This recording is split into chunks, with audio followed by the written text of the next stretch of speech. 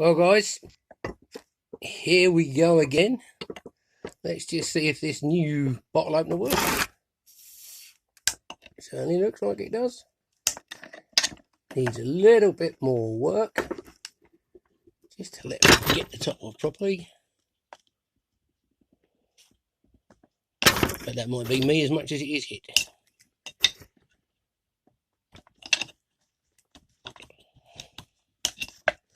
Well, now,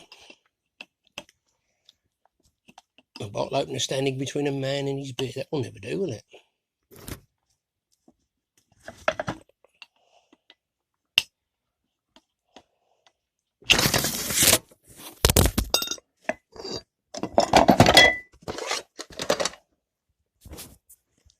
That was a bit of a catastrophe.